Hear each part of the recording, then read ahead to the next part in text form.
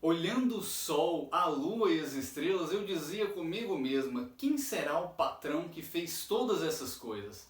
Essa frase, Santa Josefina Baquita, ela é a nossa santa de hoje.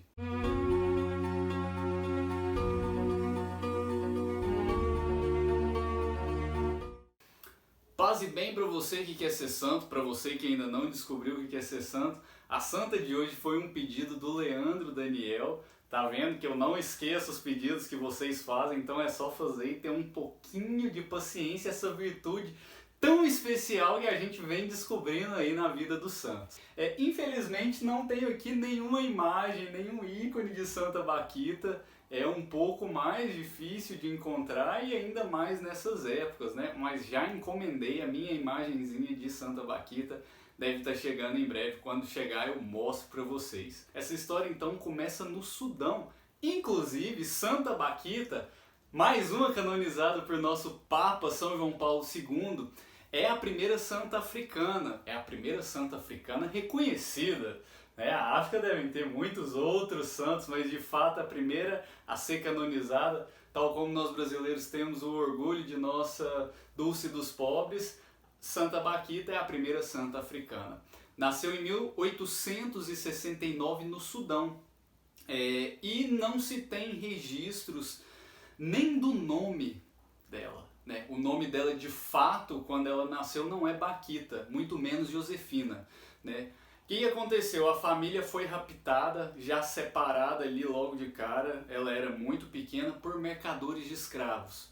Então ela vai assim sentir na pele, primeiro essa questão do rapto, do sequestro, depois da tortura, das maldades que se faziam com os escravos naquela época, rodou de mercado em mercado para ser vendida como escrava e felizmente foi comprada por um cônsul italiano que vivia no Sudão naquela época, o senhor Callisto Lognani.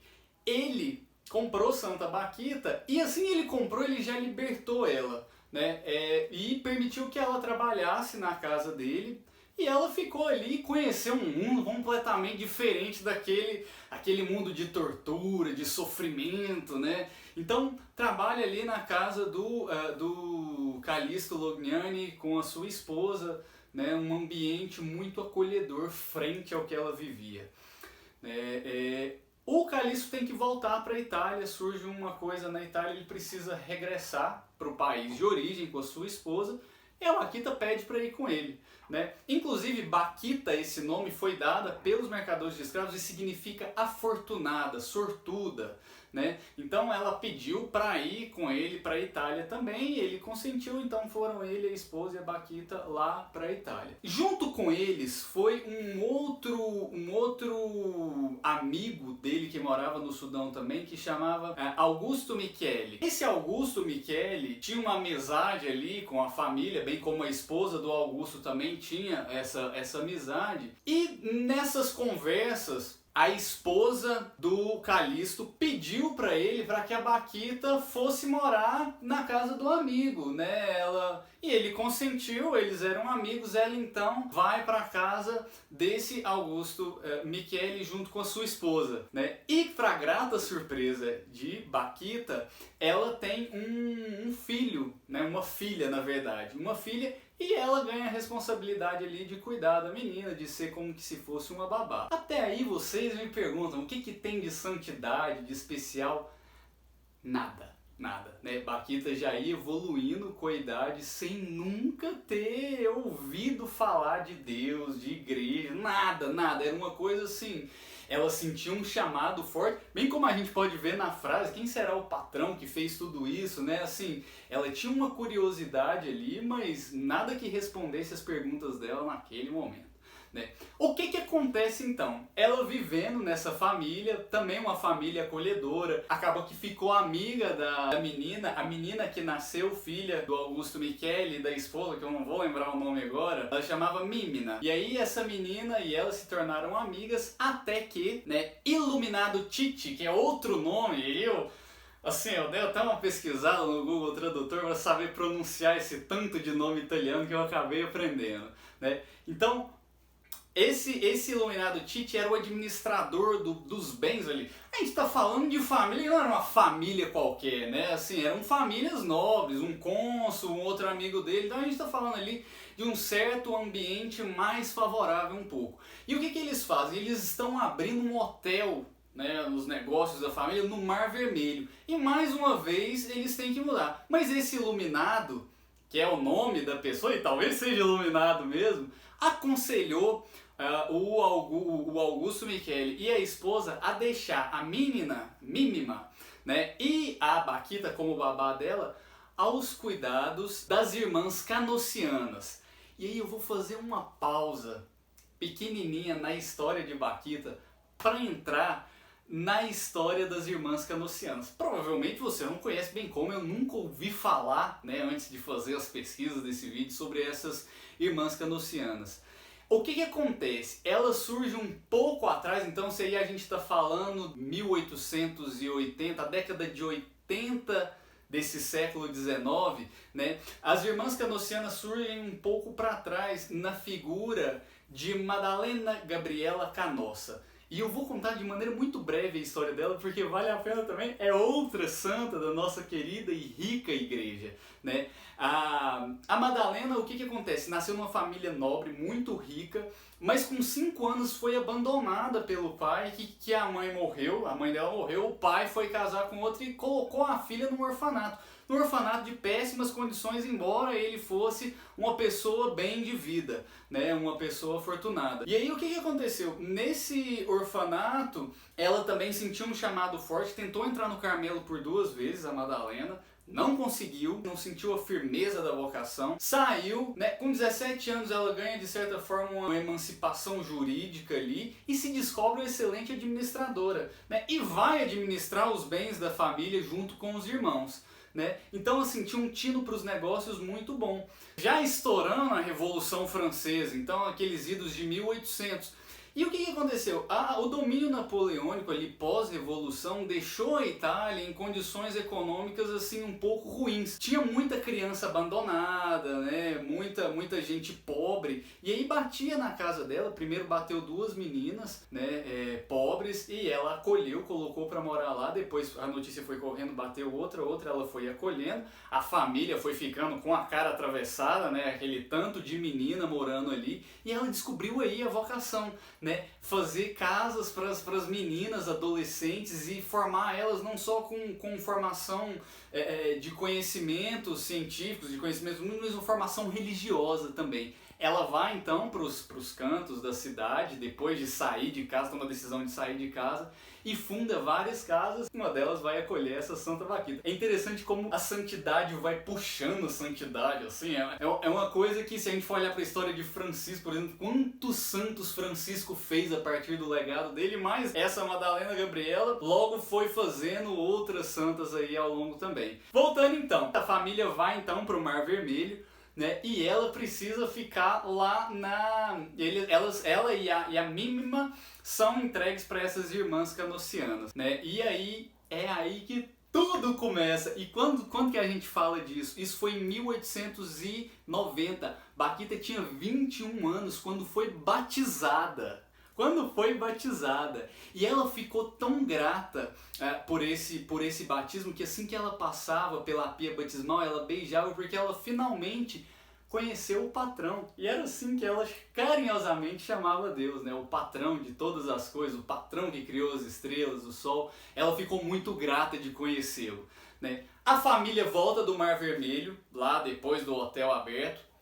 Na hora que vai pegar de volta a Mínima e a Baquita toma uma decisão dificílima e fala para a família, olha, eu quero ficar. E de fato ela era uma pessoa livre, ela não era mais escrava, ela não tinha o registro jurídico de escravidão, né? Eu quero ficar aqui, é aqui que eu me encontrei. A família consente com aquilo, ela se consagra a Deus e passa os próximos 50 anos ali no convento, assumindo as diversas formas de trabalho que existem, né? Foi cozinheira, responsável do guarda-roupa, porteira, sacristã, bordadeira. Então, todos esses trabalhos desempenhados tal como Santa Teresinha, com uma simplicidade e com testemunhos que dizem que ela tinha uma afabilidade inalterável. Você sabia o que significa isso? É uma pessoa que está sorridente e que está feliz sempre, que está tranquila sempre, né? Uma serenidade que vem do alto, que vem de uma vida de oração sincera. Milagres retratados? Nada. Novamente a vida do santo segue ali uma simplicidade, né? Um amor, uma forma de desprendimento. Pensa, a pessoa que foi escrava, né? Que foi batizada aos 21 anos, agora se via realizada ali dentro de um convento. Pois bem, o tempo foi passando, 1947, Bakhita então fica muito doente, né? Esse já é o ano da morte dela, fica doente um pouco antes, e vem a nos deixar, né? E aí já na agonia, uma morte muito dolorosa, com muita dor, acomedida de uma doença, e aí já no leito de morte, né? Ela fala: Senhor, me tira as correntes, porque estão muito difíceis de suportar, fazendo até uma referência à época que ela fazia escravidão, pediu para que tirasse as correntes e morreu falando Nossa Senhora. Foram as últimas palavras dela. Mais uma santa que ama a Virgem Maria, e qual santo não ama? Então, essa é a história de Santa Bakhita. Em 1969, o corpo, os restos mortais dela foram transferidos de uma igreja para outra e se descobriu mais um corpo incorrupto. E tá aí. O que podemos aprender então com essa santa africana, né, chamada carinhosamente de Mãe Morena? O que a gente pode aprender com ela?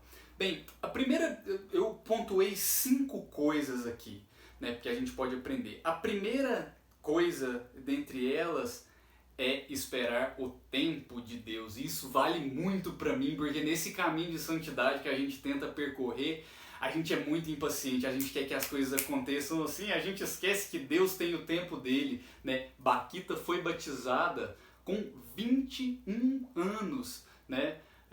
Josefina Bakhita, né? Que ela ganhou esse nome de Josefina depois que ela se consagrou a Deus lá já no convento, então virou Josefina Bakhita. 21 anos, 21, e ela foi eternamente grata quanto a isso. E aí assim, eu entro talvez com um segundo ponto aí, que é a questão da gratidão, né? Ela era grata por ter conhecido o Senhor, e nós, será que a gente é grato pelas graças que a gente recebe todo dia? Ela considerava uma grande graça poder conhecer o Senhor, porque ela lembrava da realidade dela e percebia que não foi todo mundo que conheceu ali, né, Jesus, que conheceu a igreja, né? Ela teve essa chance, então ela se sentia afortunada e grata por conta disso.